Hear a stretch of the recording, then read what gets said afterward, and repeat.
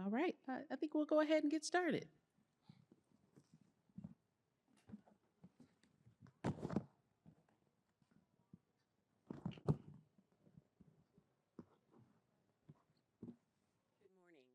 My name is Monica Cloud, and I am a Director of Federal Government Relations at GSK Pharmaceutical. I'd like to thank you for joining us this morning for this very important panel. I made a joke that I was a bit delayed because I was working this morning, and a part of that was actually meeting with a member of Congress, and one thing that he actually asked unprompted was, what do we need to do within our community in order to increase vaccinations? And what is causing the issue of vaccine hesitancy, not only with Americans, but also within the communities within America. So I told him that we were having this panel today in order to try to work through and delve into that very important issue. Of course, our concern at this point is definitely prevention, because we understand that people need to be healthy in order to be able to continue and definitely work healthy. And so today we are joined by a very distinguished group of panelists who are from various spaces within the medical community as well as academia, and are looking forward to hearing from all of you today. So, Candice, I'll turn it over to you. Dr. Robinson. Good morning, everyone. I'm Dr. Candice Robinson, and I am the Director for Scientific Affairs and Public Health for GSK Vaccines. And I'll be your moderator for the session today. And first, we're going to have our wonderful, esteemed panel here have the opportunity to each introduce themselves, and then we'll have a bit of discussion about these issues on vaccination and increasing vaccine rates. So at first, I'd like Dr. Caine, if you would introduce yourself. Thank you. It's a pleasure to be here today. I'm Dr. Virginia Caine. I'm the 125th National Medical Association President. I'm an Associate Professor of Medicine in the Division of Infectious Diseases at Indiana University School of Medicine and the Director of the Marion County Public Health Department in Indianapolis. Thank you and good morning. My name is Dr. Michael Caldwell. I'm the Associate Vice President for Vaccine Research and Education at Meharry Medical College. And I'd like to thank Candice and GSK and Monica for putting this panel together, and also a privilege to be sitting next to Dr. Virginia Caine, who I've known for so long. I'd also just like to take one moment to acknowledge our provost of Meharry Medical College is here, Dr. Jeanette Southpaw. Thank you so much.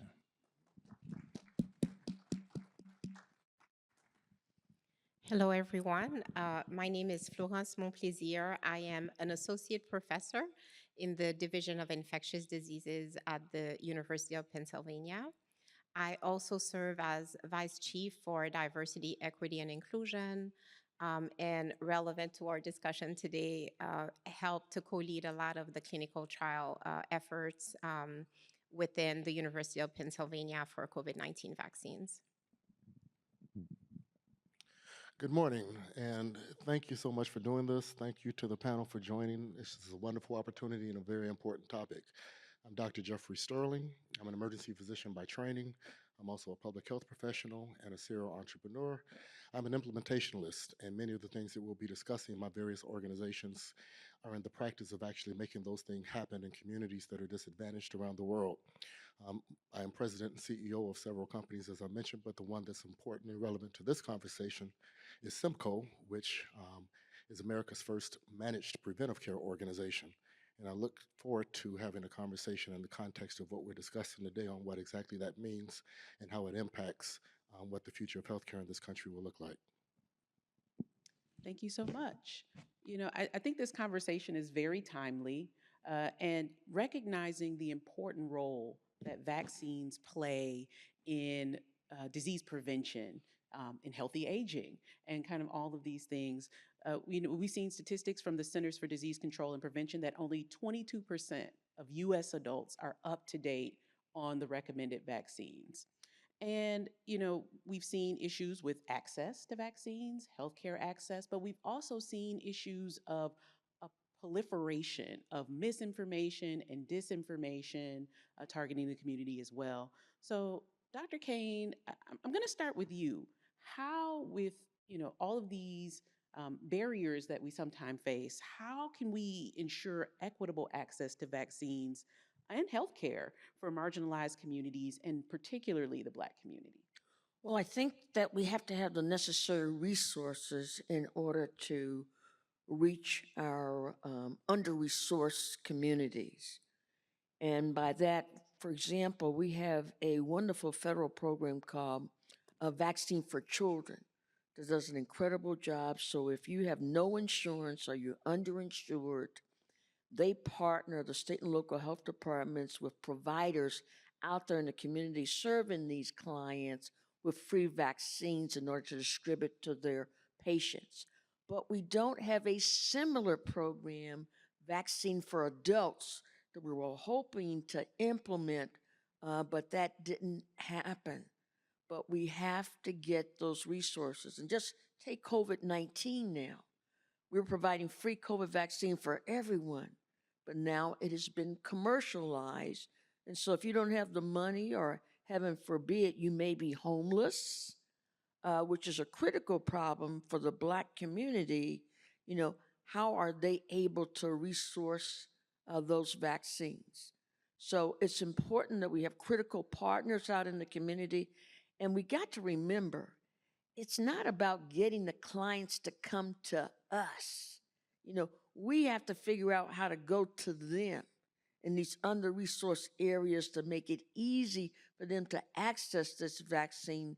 And if they don't have the money, who's going to provide the resources? So we have to have more state, local health departments providing these resources, amplified by our federal government. Thank you. Yeah, I think there's so many pertinent points in that. As a pediatrician, I'm very familiar with vaccines for children.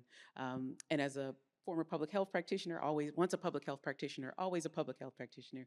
But, we see these issues of access. We see, healthcare access, insurance access issues. We see knowledge access issues. How do you get a vaccine if you don't know that you're recommended to receive that vaccine, or if your provider, even if you make it to a provider, didn't recommend that vaccine? How do you get the transportation to get there? So, it highlights really a lot of the different barriers that we face. And Dr. Caldwell, what steps can be taken to address disparities in vaccine uptake among minority populations? Well, I'm going to propose something really exciting. And, Meharry Medical College is from Music City. So a lot of people wear fedora hats. So I want you all to imagine all of us unifying ourselves wearing a fedora hat. And you might be thinking to yourself, why is he bringing this up? And I'll tell you, because now you will never forget that FDORA stands for the Food and Drug Omnibus Reconciliation Act, which was passed in December 2022. So let us all put on our fedora hats and learn about that and what it means for clinical trial diversity, because we at Meharry Medical College believe we cannot just improve the current system for improving clinical trial diversity without changing the root causes. And the root causes are the workforce in many ways. We're committed to building the pipeline of Black and diverse principal investigators in their leadership teams, to build more clinical research centers that are Black-owned and other diverse populations, because that is where they will go if we can build that trust. Now, I do have some homework for you to do, because now that the Food and Drug Omnibus Reconciliation Act passed Congress to mandate that all new clinical trials have clinical trial diversity plans in them, the FDA now has a comment period.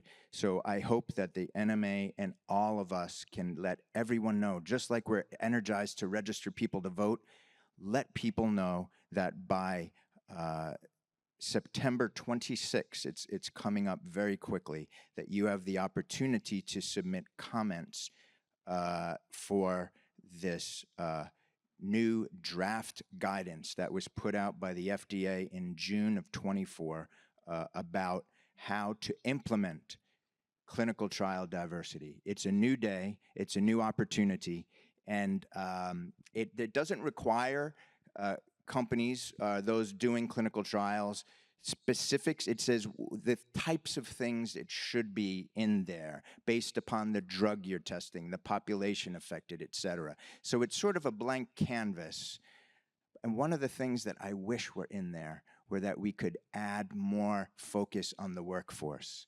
There's so much on the patients, but we've seen data that show that if the workforce matches the patients, we can get the clinical trial. So I think that's a missing piece, and we'd like all of you to join us and wear fedora hats and march to improving clinical trial diversity. So thank you, Dr. Robinson. And if I may just add, because this point is really critical, because there's so much hesitancy, as you know, when it comes to vaccine, and rightly so, because there is a history of racism, particularly medical racism in this country. And it's very important for minoritized communities to be involved in this process at every level, so that when the product is available, they feel that they participated, and particularly when thinking of presenting the data, representation does matter. And it matters for several reasons. One is that it helps to build trust, because if we're involving our perspectives in the process from beginning to the end, then we have a stake and we trust in the product. So when it's presented, it's not presented as something that was tested and available for others and we're offering it to you. No, you were present at every single step of the way. And that requires courage, right? Because I understand that it's a risk, right, to enter a trial and be tested for something where we don't know if it's effective or not. And particularly for a population that have less access, if they develop side effects or other complications, it's definitely more worrisome for them. But we have to build infrastructure to increase access to clinical trials, not only at the end when the product is made and we tell them, you know, you need to take this vaccine. It's very important to get people involved at the very beginning. At all levels is what I'm hearing. So from the workforce that is representing, you know, the diverse population we want to see in clinical trials, all the way through the process from beginning to end is really, and I think the workforce piece is such an interesting piece to delve into as well, Dr. Caldwell. So we'll have to come back to that, because that's very interesting and very needed, a very needed discussion. And, you know, Dr. Momplaiser, you really talked about the historical context as you began to reply. So a question for you, can you really discuss the role vaccines have played historically in preventing diseases and improving health outcomes in the Black community, and both here in the States and globally? How can you talk a little bit about some of that historical perspective that you alluded to? Yes, absolutely. And it's important for people to understand that vaccines save lives. They really do. And it's also important to realize that we have a track record and precedents showing that vaccines have completely eradicated diseases.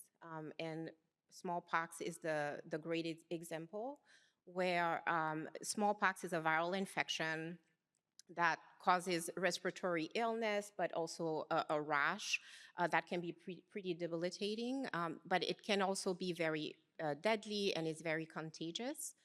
And it brought the world to its knees, you know, centuries ago. And there was a global campaign to eradicate smallpox, and that required addressing social determinants, particularly in marginalized communities, because a lot of the vaccination efforts actually occurred during the civil rights era, where Jim Crow was very much, the policy was very much alive. However, there was enough political will, both in the US and around the world, to increase access to vaccines. And we've been able to do it, and we did it successfully, and smallpox now has been eradicated. And so that example really gives me hope, because it really shows that we are able to, if there is political will, and we are able to overcome social determinants to provide vaccinations. Now in our context, smallpox no longer exists, but there are emerging infections like COVID, like Mpox, which is now endemic in several countries in Africa. But however, the tools that we have in our disposals are still there, and we still need to use them. And that requires combating misinformation, as you mentioned earlier, addressing the mistrust in marginalized communities, increasing access. So there's not a one sort of strategy that can help move the needle. It really is a multi-level strategy that we need to employ at every level. And I Yes. type in just, I want people to even realize about the everyday kind of vaccines that are making such a difference. Just take, for example, teenagers and anybody going to college. A lot of colleges now are requiring you to have a meningococcal vaccine because you can get meningitis. And we know people, as a complication of that, have been left with being a double amputee. As a result of that, unfortunately, some people died from the inflammation of the brains. And that's meningitis, meningococcal, this every day, where kids you can cough, sneeze. People love to share their beverages with their college mates and whatever. And it's so highly contagious, but we have cut down drastically those complications that's associated with that. We look at the human papillomavirus vaccine, the high rates of cervical cancers that we were seeing in our young populations, in anal carcinomas for the males related to the human papillomavirus. So the successes of these vaccines are not only saving lives, but they're saving significant morbidity and mortality, but in just wonderful drugs that we have compared to, say, 20 years ago. I think those are important points, and I think sometimes vaccines are a victim of their own success, right? Like we don't see these illnesses a lot, and so those conversations about why are we preventing these diseases? What are we preventing by vaccinating against these illnesses is important. And I think another important point is vaccines save lives, but a vaccine on the shelf doesn't save the life, right? We need the vaccine to turn into a vaccination. That act of somebody receiving, that vaccine and allowing that vaccine to provide protection against these illnesses, I think is a piece that you highlight so well. But it also begs to be mentioned that this represents both the problem and the opportunity. For example, you just mentioned HPV vaccine. It needs to be said that this is something that's been identified such that you could literally eradicate cervical cancer within a generation if there was 100% use of this vaccine. That's huge. That message needs to be heard loud and clear, and implementation strategies to that end need to be put forth. It needs to be told that not only was smallpox thought to be eradicated from the face of the earth through vaccination strategies, but polio also received a similar consideration here in the United States. And that's until and unless, and now what we see is that when you see these upticks of diseases that it thought to have been diminished, if not eliminated, it always happens in populations where they're under-vaccinated. So there's a lesson to be learned there, and we have to be diligent. Just because it's gone away doesn't mean it isn't still here. Life finds a way. These viruses are looking not only to survive, but they're looking to infect and kill. So we have to always be diligent, and an ounce of prevention will always be worth more than a pound of cure here. And having these programs in place, there's a value change that I'm going to be talking about shortly that needs to occur in order to keep this in the mind's eye of the population, particularly those that are overrepresented in adverse outcomes. I think the other key thing is just we look at those major themes for why we saw vaccine hesitancy for COVID-19. A lot depends on the race, but a lot also depends on the gender and the age group. And you may have to have a different message that when we saw this vaccine hesitancy, the major things coming out was, well, I'm concerned about the safety and the side effects of this vaccine. So I worry about that. And then the other thing was we had this huge outcry about, well, you developed this vaccine so fast. So the development process, and it's too fast. So how do I know that it's safe?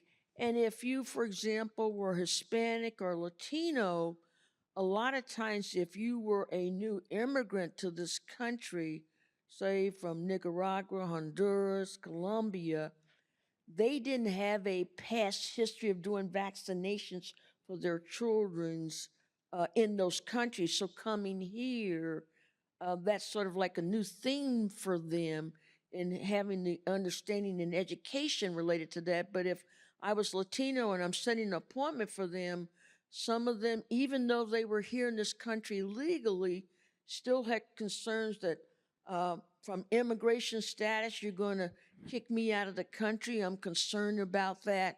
And so we really have to understand how important the information that we need to get out, and that it cannot be misinformation. We have to have evidence-based science information, but again, who's the messenger? Who's the messenger? Who works and lives and breathes in my social network that I'm likely to listen to? Yeah, I think that highlights, of course, that access and the barriers may be different by community. The barriers that one community face may be slightly different, and so targeting those solutions from those trusted messengers, targeting the solutions to the community and that community's needs are so important in that respect too. And I think that's a very important thing to highlight. Well, it's amazing. I'm not going to hog the show here, but way more successful educating my older population, 65 and older, about the need and the benefit.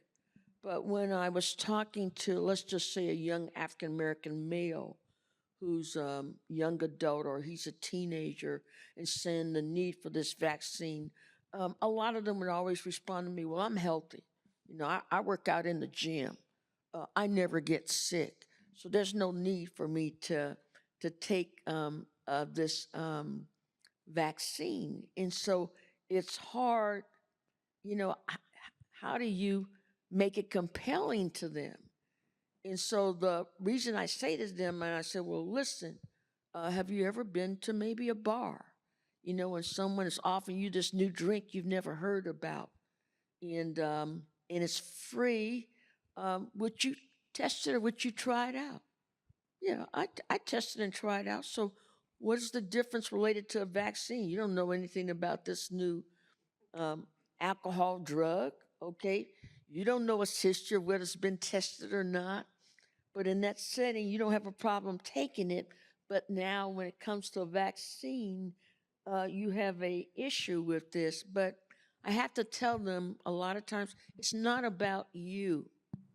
But if you got a mother, you got a grandmother, grandparents in that household, or someone in that household has chronic conditions, you can be fine, but you can bring that infection to them and cause them a lot of harm. So it's not just about you, it's about your surrounding family and can you protect them.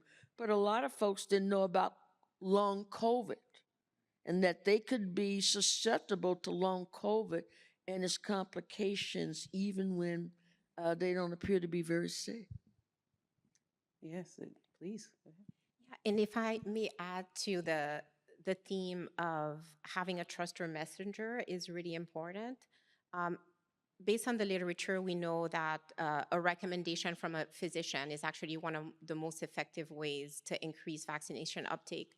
But that only works up to a certain point, and particularly when there is medical racism and a lot of medical discrimination, it's important to identify trusted messengers in the community to provide that messaging. And one of the work that we've been able to do is to collaborate with churches and also barbershops and salon owners in Philadelphia. And they are seen as trusted messengers. You know, people visit the barbershop multiple times a month.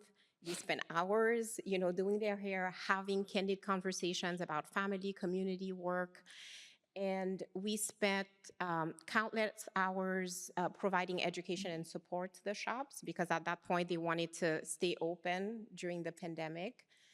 And it took a long time to actually help them for buy-in, but once the buy-in was there, they were very effective at providing the message to the community.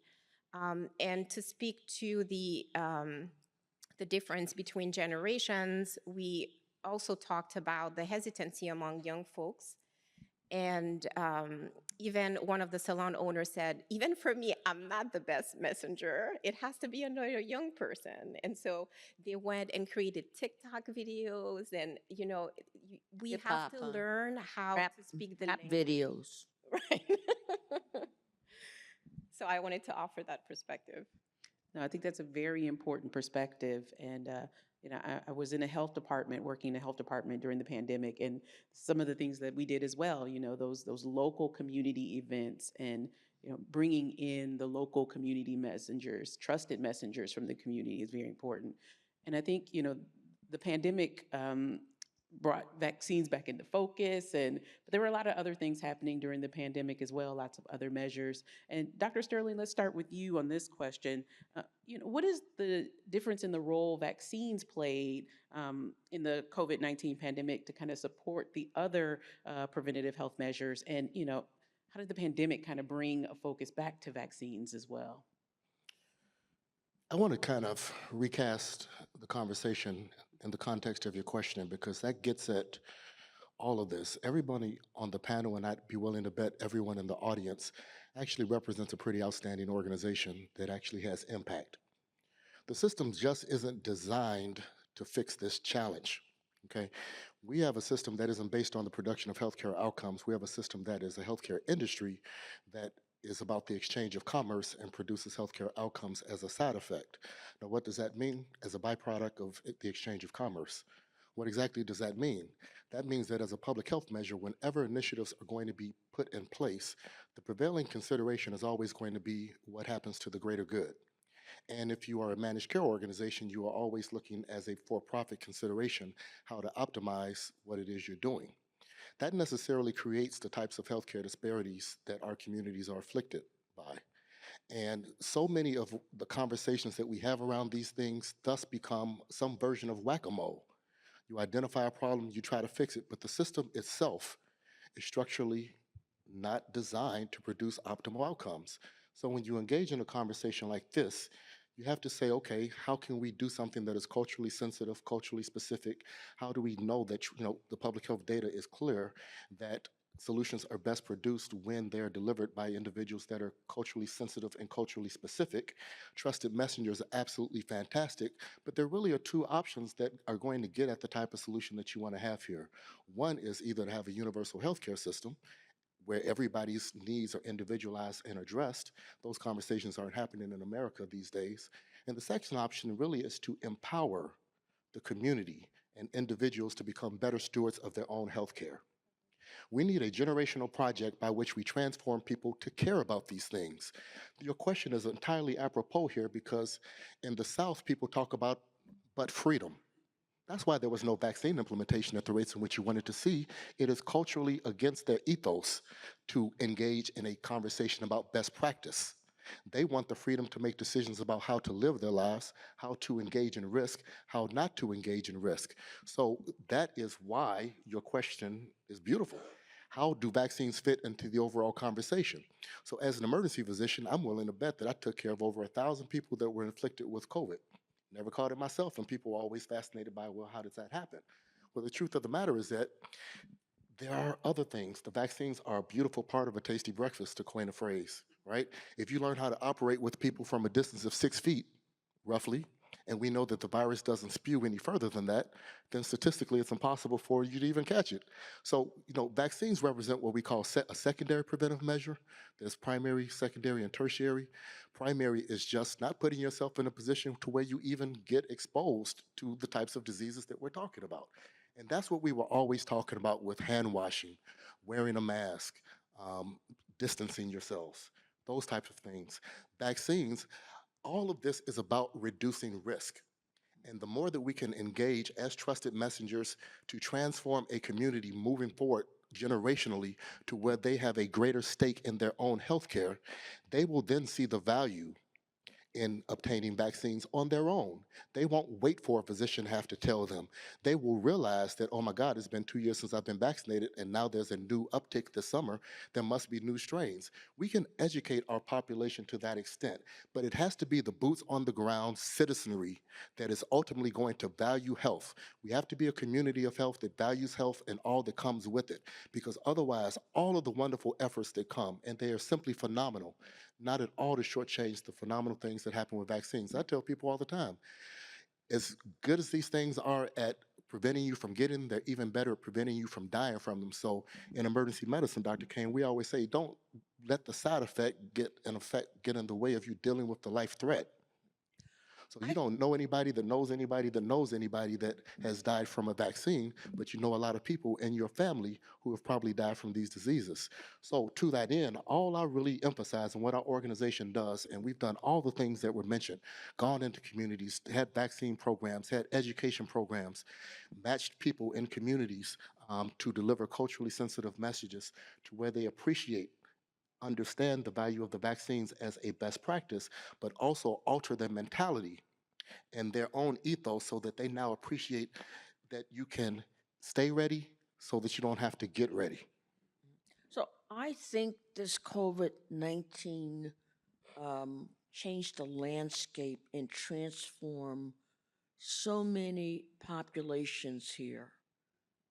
As a health officer for a health department, I had to meet on a weekly basis with all of the public townships, but I had so many kindergarten programs, early grade schools. And so one of the things, you have all these respiratory viruses coming throughout the community. So kids were taught to wash their hands immediately when they first got in the classroom. They had to wash their hands, okay? But more important than that, hey, you'll very seldom see me shake anybody's hand now. I'll bump you, okay? I won't shake your hands, okay? And then what I loved about the fact that, people, if they're sick, they would stay working knowing they're sick, very contagious, spreading all these respiratory difficulties. They've been slowly taught to say, if you're sick, please, we need you to stay at home. But we need the employers to let them stay at home. I can't tell you how many plants people saying, hey, you go, you're going to be fired. And so we've had to deal with employers and whatever to say, hey, think about others now. Wear that mask, if you're having respiratory conditions or whatever. So I think a lot has changed with the physical hygiene in terms of this community. It's a lot better. And listen, hey, I still get amazed. I was on a flight and trying to go on I just got off a long service at a public health hospital. I was tired, exhausted, trying to go give a talk in Oregon. And the person next to me, this is coming back from my talk, because our flight got canceled, they put me in first class. I said, oh, this is good. I can deal with this. And the lady next to me, she had a Louis Vuitton bag, so she belonged in that first class, okay? But she started coughing and sneezing, and she didn't cover her mouth. I could not believe it. And then it looked like one sneeze got on my table. So I just, told her, I says, I apologize, but it might have been a little, I don't know if I should say white lie, but I'm really susceptible to infections. I appreciate it if you would cover your mouth. So she looked at me and she stared very hard, but she continued to cough and sneeze, and she wouldn't cover her mouth. So of course I had to whip my mask off and put it on and everything. And everybody's looking at me at first class, and the airline stewardess came over to me and said, was there, had me come up and say if there was something wrong. I said, yeah, she's coughing and sneezing. She's not covering her face. Could you do something about it? The airline stewardess didn't do anything about it, and so I had to go back and sit in that seat. And that was a 3-hour flight from Oregon to get to Chicago. So we still have people who are disbelievers, who don't believe it. And I don't know what the solution or what the answer is for the disbelievers, but they can cause a lot of harm. Yeah, Dr. Once again, I just want to point out that on people's hierarchy of needs, this might not be the highest priority. And it doesn't make sense, it doesn't make it right, but it's just part of the reality. We have to consider that other people have other values. And in this particular example, I see it all the time. And fortunately, in an emergency department setting, it's one of the few times where you have people who are in a captured audience that will actually listen and consider the error of their ways. But when you're dealing with, you told a story, I would just point out to you that in Texas, for example, the uproar was significantly greater over schools closing than the potential for their kids getting sick. Their values simply were different. And over time, we have to create a new value system in this country where people prioritize health, where they believe in an ounce of prevention so that they don't have to find the pound of cure. Hospital costs are still the #1 cause of personal bankruptcy in this country. There are many incentives to get people along those lines. But the work that all of us are doing and the availability of these very good tools isn't enough by itself. I just really believe that the solution ultimately is going to be found in striking at the values of people and impressing upon them that, do you understand that the reason why your mother died was preventable? 40% of the deaths in the United States are very much preventable. We need to meet people where they are and start from there so we can be both evidence-based and outcomes-based. You have to begin with the end in mind, but apply cultural sensitivities, because at the end of the day, what we're really talking about are social determinants of health. We always apply those toward our populations, the disparaged and the overrepresented when it comes to certain diseases, but that's true for every community. And I'm here to tell you, we've done work, 5 continents, 40 states in the United States. People are just different. And sometimes it doesn't make any sense. But as I like to say, I judge. I don't judge, I just treat. But it comes with being culturally sensitive across the spectrum. And some of these people may just be out there, but we got to get at them. Yeah, Dr. Caine. Well, but I do want to say we in the healthcare system also have to learn how to listen. And we have to listen to the people we are serving, because on some levels, they know themselves better than us. Now, I got heavily criticized for closing all the schools when the rate of COVID-19 was high in Indianapolis, and they told me, you could do better. I mean, we have a lot of schools, we never had an infection whatsoever, but we got to always close when it's high in the community. And so, based on that outcry and jumping on us and whatever, we were finally able to develop a system that everybody was pleased with. So we only were able to close down those schools that had such a high rate of outbreaks. But those schools that were doing wonderful, never had an outbreak, doing all kind of protocols and procedures that was wonderful, we were able to allow them to stay in school. So it does take a critical two-way communications with our community leaders, the people we want to serve. And that's so important, I think, in terms of having great outcomes. Yeah, and we're going to take some questions from the audience as well. So if you have some questions, we have a mic here in the center, and we can take a couple of questions. See, we have one question coming up to the mic. So take a question. Thank you for this important discussion. Jeanette Southpaul, the Provost of Meharry Medical College. I think that there's no question that there are a couple recurring themes here. The recurring theme about getting our patients and our population, those who aren't our patients yet, to understand the importance of wellness. I think that's no question that's important. Second thing is communication. We probably could have been communicating a lot better during COVID about the importance of recognizing the difference in risk, as you've mentioned, Dr. Sterling, that you're worried about the vaccine, but do you know anybody who the vaccine killed versus the number of people you know who COVID killed? So understanding how to do that and recognizing it's going to take a long time. Remember how long it took for us to get the tobacco lethality message across? And the fact that it took multiple attempts. I mean, we had to talk about in our doctor's offices. We had to get legislation. We had to get industry to cooperate reluctantly. And we had to have labeling on things. We had to get commerce to take cigarettes off the bottom of the shelf in front of the cash register so kids couldn't get it. And for some of us, like I'm a family doc, we had a Tar Wars program where we would go into schools with fifth graders. And I remember vividly having every fifth grader hold a straw in their mouths, hold their nose, and jump up and down for 60 seconds and say, how you doing? They said, I'm out of breath. That's what happens when you smoke a lot. So we had to change our communication style to make sure people understood why this was bad. It's the same thing with vaccines. And this is something, it's not going to happen today because there are people in Texas who don't, and I have a son who lived in Texas who said, we don't believe in this stuff. So, I mean, it can happen in your family and trying to work on that.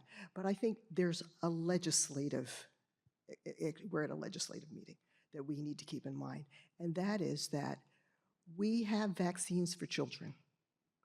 But if you are a working class family that's got a certain kind of insurance plan, you don't qualify for vaccines for children. I've had patients come in and tell me, every time I bring my child in for a vaccine, they have a copay because of your company that charges that, whereas my next door neighbor says they don't have a copay for those vaccines. So we have to think about how our insurers look at vaccines if they're not poor enough to be in, and I was in a federally qualified health center.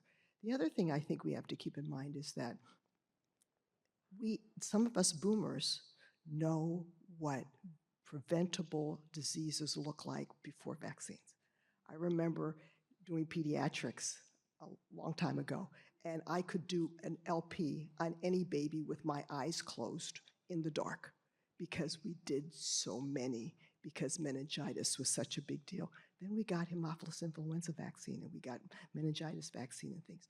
But we have people who've never seen polio. I knew people with polio. And if you've never seen polio, you don't understand why these vaccines are important. So we haven't seen it. And I know I'm saying a lot, but I'm going to make one more comment. And then I consulted in Japan for about 11 years. And they have national health insurance, but they have a 30% copay. And they don't pay for very many vaccines. One they don't pay for is measles. Another one they don't pay for is Haemophilus influenza. And they have more children's rehab hospitals for these diseases that are preventable because their national health insurance doesn't cover these things. So I'm saying all that to say this is only going to get solved if we hit it multiple ways and we do it again and again, and it's going to take years. Thank you for your comments. Thank you so much.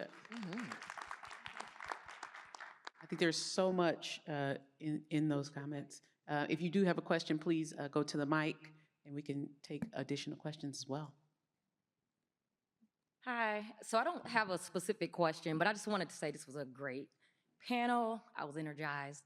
My name is Cherie Kidd. I work at Community Catalyst. We're a nonprofit health advocacy organization out of Boston, and we were funded under CDC's Partnering for Vaccine Equity over the past 4 years to provide sub-grants to community-based organizations across the country. So we've been working with about a little over 125 organizations across the country to implement vaccine equity projects. And everything that everyone said, I was over there nodding my head if y'all saw me, because all of that we heard, we saw, our communities told us. And one of the things that we're doing going into this next year is really thinking about the Vaccines for Adults program that we would like to see happen. So we've been doing a lot of legislative awareness training and policy and advocacy training with our organizations, because they're not all public health facing organizations. We intentionally funded organizations that were really grassroots. They may not have been, they've been doing other types of programs that are social determinants of health type programs, but not necessarily public health facing. So some of them, a lot of this was just new information, but they had voices in the community that people listened to. Those were the organizations that we worked with as trusted messengers. So we've been, the point around the Vaccines for Adults program is that we've been working with them and really talking with them about using your voice, using your vote, really educating about civic awareness so that they know that they have the power to vote for people who can get these things passed. So like that's been one of the tactics that we've been doing. And one of the barriers that we saw that I just wanted to highlight were in places like Texas and Florida and some of those other southern states where you had governors and that were really against masking and schools closing and things like that. A lot of our trusted messengers were scared to go into the community. So fear was one of the barriers in the communities because they were getting attacked by people verbally, some people physically, by going and asking people, how are you vaccinated, or sharing those vaccination messaging. So like that was one of our barriers. So I just wanted to mention that because I know that it was mentioned that, some people just didn't believe, but it was a barrier to our messengers because they just had the fear going into some of those communities and talking about this work. But kudos to this panel. I enjoyed it. Thank you. Thank you. And I want to thank you for your comments and for your leadership in the community. And this is so important why we need to do more with leadership with historically Black schools across our country as well, including Meharry Medical College. Just to remind everyone here too that it was in Nashville, Tennessee that Meharry raised its hand and said, sign me up. And they were the ones who were responsible for all of the testing centers and vaccine centers throughout Nashville. So if it wasn't for Meharry Medical College raising its hand and showing that leadership, we would not have gotten through it in Nashville the way we did. So we need more people like you, and this is where we're building the pipeline. Medical students, now a new school of global health. We're gonna start a track on clinical research, science, and management to get more people connected with research and science and communication and to be leaders in their community to promote these messages. So thank you very much.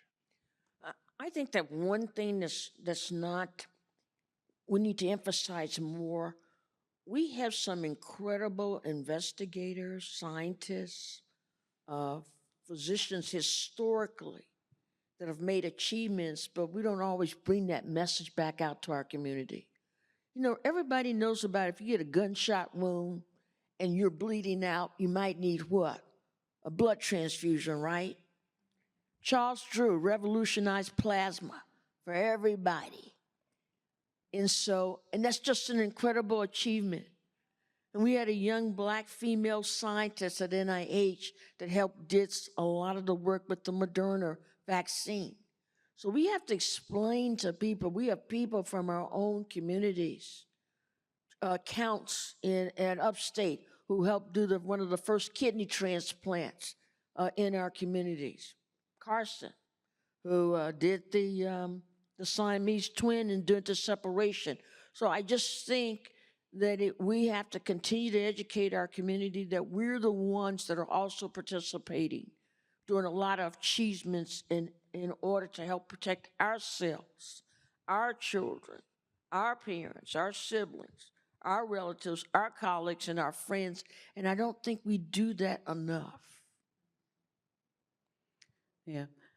I think, that role of being the messenger is so important. And I think that spreading the message of all the good work that is happening and is a very important part of elevating the contributions. So community. do not underestimate the civic organizations, the community-based organizations, the faith-based institutions, fairly qualified community health centers, and even those grassroots organizations down to grassroots levels. They do an incredible job of community education, evidence-based, making a difference. It was huge when I got 30 faith-based ministers, and they were white, black, and Hispanic, who all took the vaccine with our president of city council and other council members with our mayor. We took the vaccine to show, hey, come check me out in 30 days and you'll see that I'm still alive, okay? And I'm not getting hospitalized and I'm not getting on a respirator. So sometimes you have to show folks for them to understand, but you also have to communicate, like I said again, we didn't, I was patting myself on the back in Indianapolis. I'm putting out fourth grade literature out there and even second grade literature. And I got kind of crucified by the Latino community. And I'm saying, what did I do?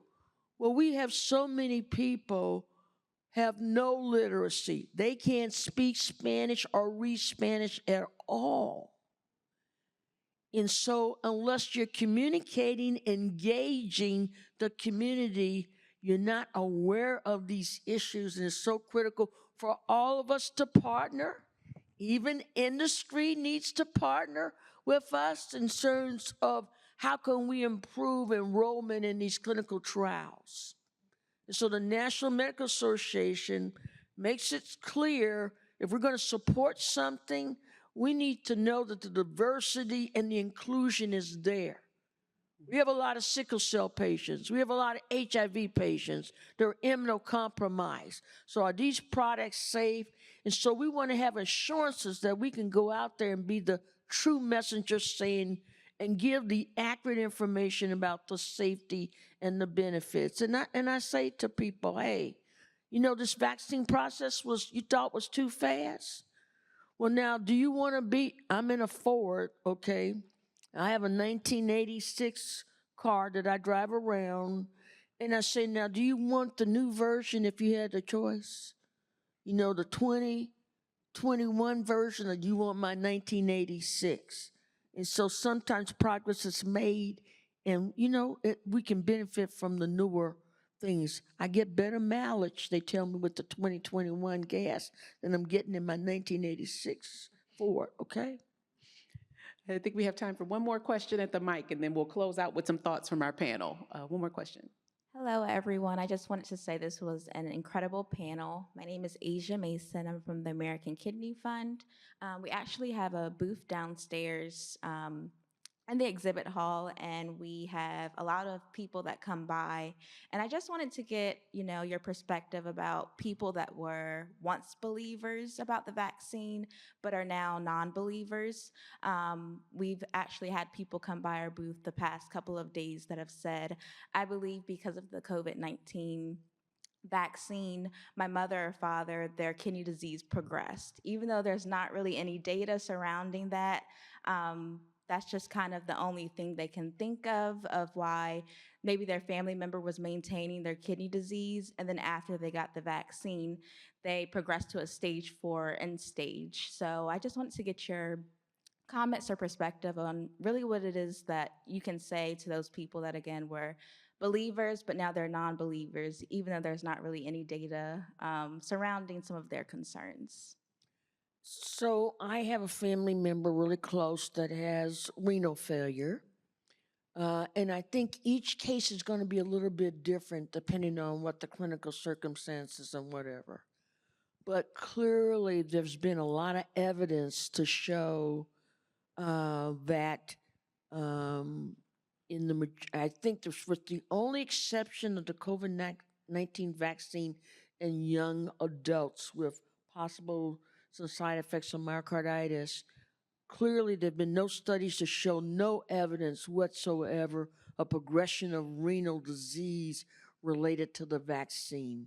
And you just have to continue to say that and be able to maybe sometimes showcase examples of patients who have had the vaccine with the COVID-19 and have not seen a greater or faster progression of their disease than they otherwise would be for the natural life of someone who has renal failure. But it also, I hate to say this, can sometimes be dependent upon the medications that they may be on, any comorbidities they may have besides the renal failure that may impact them and related to that.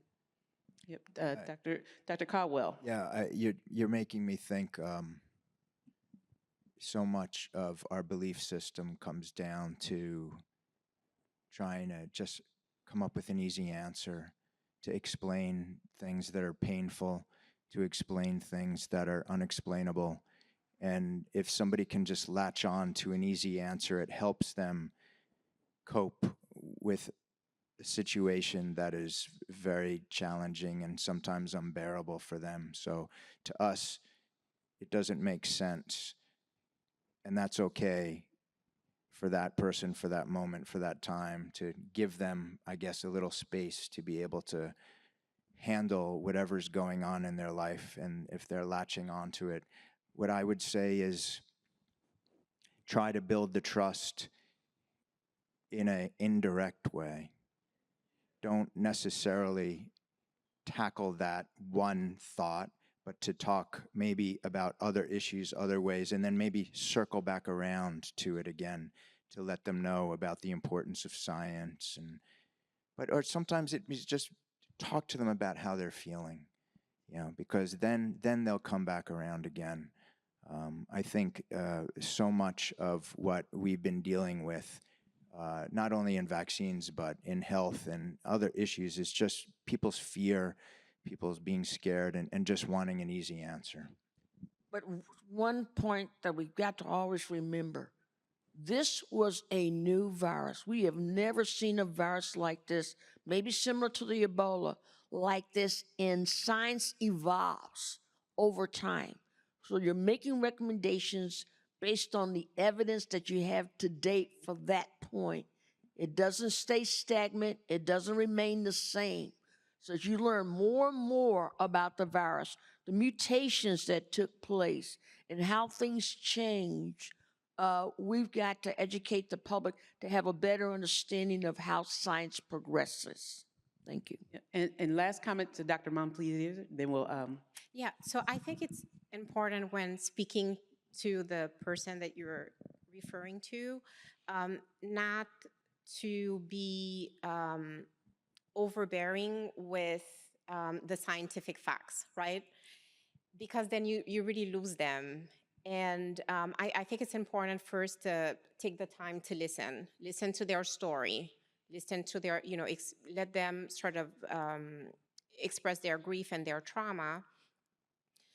But I think in this particular case, the issue is timing, right? So the patient got the COVID vaccine right before progression to kidney disease. And in my